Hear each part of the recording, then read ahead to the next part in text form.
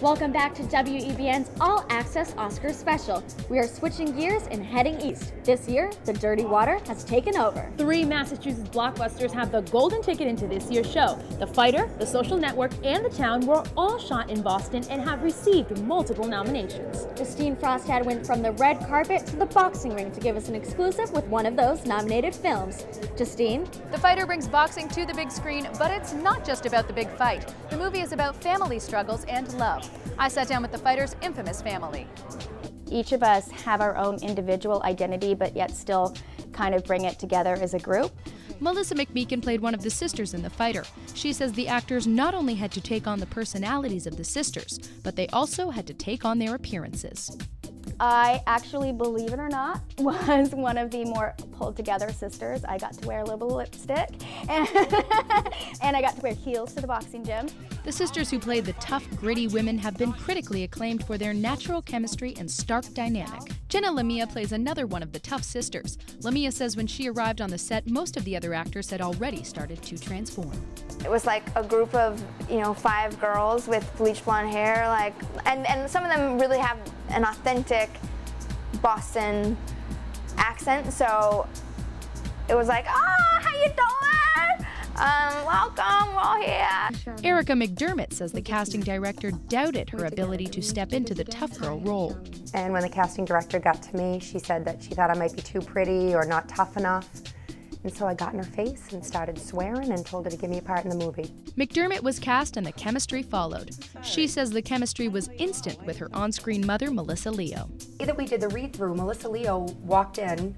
I had never met her before in my life. She walked in and looked at me and said, "Hey, you, get your elbows off the table." She was my mother from the second I met her, right up until the last time I saw her at the SAG Awards. Jack McGee plays the father of Mickey Ward and his sisters. I met George Ward. I did spend an hour with him one day and then a couple hours another day. Just get an idea and a bit of the flavor as to what his role was within the family. And he pretty much told me, as I had thought, his main objective was to stay out of the way. The sisters in The Fighter definitely didn't stay out of the way like their father. Lamia says seeing the real family interact naturally was the best research she could have asked for. Mickey and Dickie gave us their sisters' numbers. We called them up. They were so excited. They said, actually, we're out having a drink, come meet us. It happened to be that Sherry, the one I was playing, and Gail, Red Dog, the one Dundee was playing, were hanging out. And we drove around and found them in my little rental car. They were so welcoming. They let us into their living room. We stood around in their kitchen talking for over an hour, and I have never had an experience like that. The Fighter gave the other films a 1-2 punch with its 7 nominations. The city of Lowell will be watching the Oscars to see if it gets the Hollywood recognition it deserves. Back to you, Kayla and Anna Rittis. Thanks, Justine. And now the cameras turn across the Charles River to the prestigious Harvard University for The Social Network. It seems the film is just as popular as Facebook. It has earned nominations in 8 categories. Brittany Berkowitz breaks down the Ivy League scandal surrounding Facebook. Brittany? The movie was filled with the perfect combination of love, betrayal, and brains. Let's check out the work that went into the movie. Eduardo Saverin shows up and he's angry. He's been betrayed by his friend. He hates Mark Zuckerberg. He was telling me this whole story about how he had been screwed out of Facebook. And I had never heard any of this, and I was kind of blown away by it. Facebook's origins are revealed in Ben Mesrick's book called The Accidental Billionaires. However, the story hit the silver screen thanks to Trigger Street Productions. What attracted me to the idea of the story was there is this phenomenon of Facebook that we have, but this detail of it that no one really knew how it started. The film's producer Dana Brunetti says the movie's muscle isn't the media site itself, but the story behind it. Could have been about the invention of the automobile or of the toaster, and it still would have been just as intriguing. This idea is potentially worth millions of dollars. Millions! Whether the members involved with the social network worked behind the scenes or in front of the camera, they knew they were dealing with a project much bigger than themselves. That's what's so powerful about this movie, is that no matter what the truth is, it's going to be forever, it's going to seal in people's minds in some form that this is what happened. It didn't hurt that the film had the dynamic duo David Fincher and Aaron Sorkin working together to create the movie. When I thought about it, I just thought, that's a no-brainer. You have to be part of this. And once I'd read the script, I knew when I read the script, and with the team of people that they'd assembled, when you've got that writer and that director, I mean, come on, you'd have to be an absolute fool to not want to be a part of that. I don't know if you heard about this new website I launched. No. The Facebook. Pence wasn't the only one who believed in the film.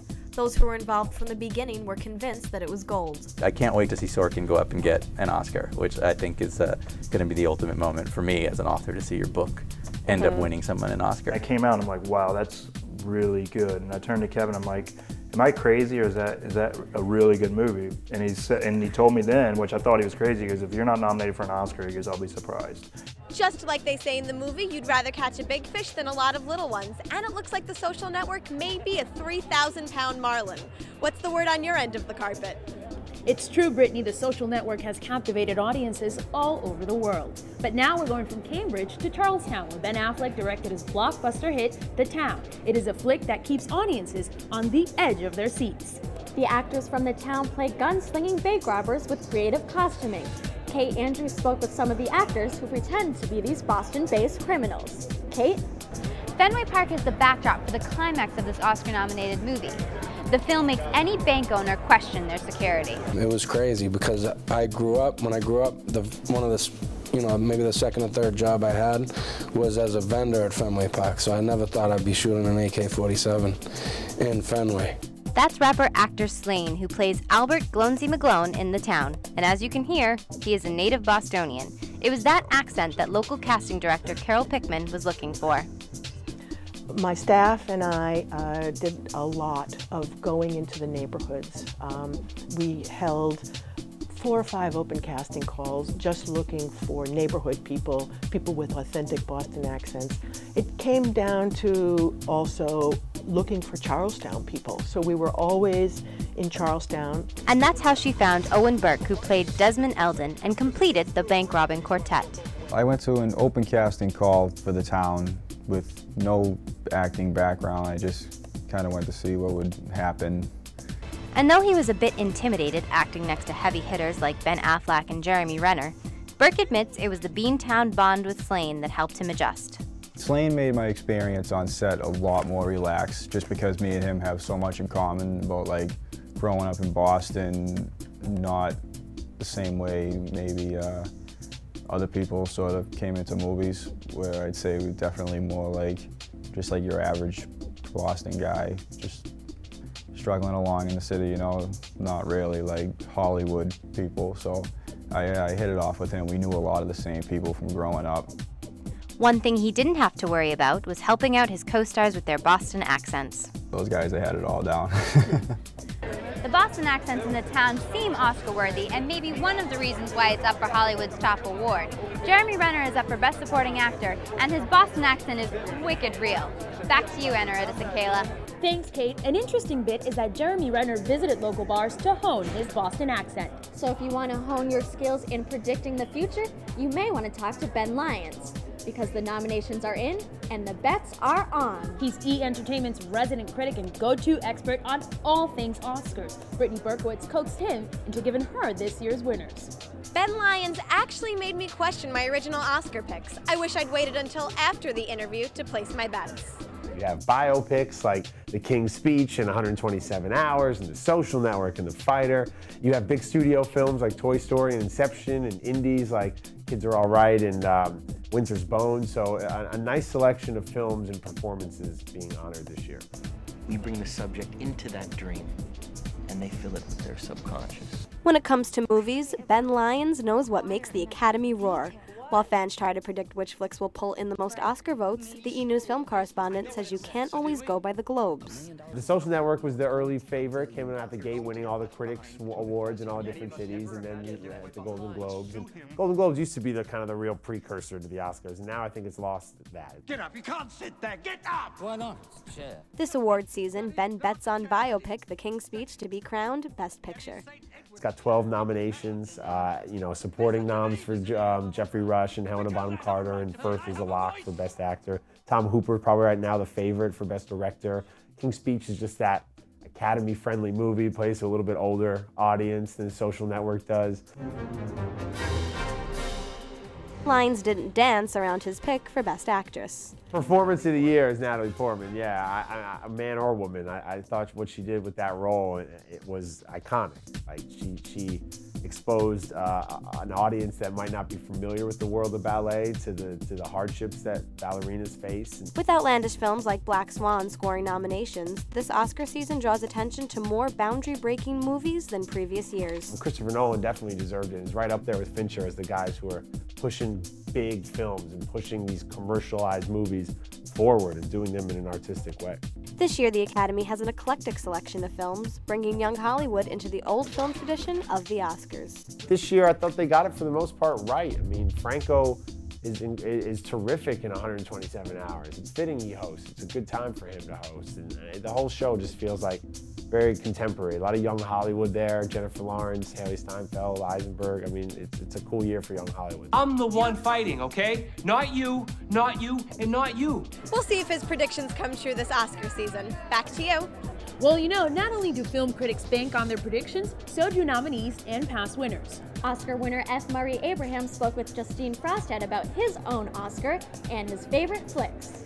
F. Murray Abraham sure knows a lot about the media biz, and as soon as nominations were announced, he was playing the prediction game. I've done a lot of plays by Ethan Coen, and I'm loyal to them, so I'm pulling for their picture.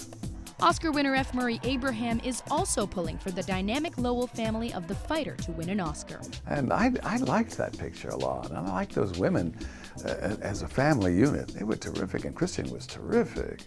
Since Abraham has walked the carpet as a nominee, he thinks Christian Bale and the other nominated stars will feel the same way as they approach the Kodak Theater. It's a state of grace. What they're doing is feeling, I'm going to be nice to everybody. I'm going to be just so nice. I'm going to be so nice and happy. And oh gosh, please let me have this. Let me get this. Let me get this. The actor won his Academy Award for his performance in Amadeus. He says he is inspired by his fellow artists. The real influence is the great actors that I've seen and the great books I've read. And Abraham has done a lot with his talent. He has made countless appearances on screen and on stage. His work ranges from Shakespearean plays to Scarface to Star Trek Insurrection. He says no matter what role he is playing, he approaches the work the same way. The truth is the truth. That's what you always search for. I mean, really, you do. Whether it's comedy or tragedy, it's just looking for the truth. No matter what the truth might be, Abraham needs his heartstrings to be tugged in order to think a film is Oscar-worthy. I want to laugh, I want to cry, I want to have a good time, I want to be moved, I want to be touched.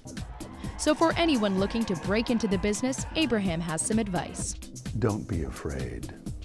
I haven't been placing bets, but I do have my own predictions in mind. But no one really knows until the envelope is opened. Back to you on the red carpet. Now that you've had a look into our hometown and the Oscar predictions, it's time to take a break.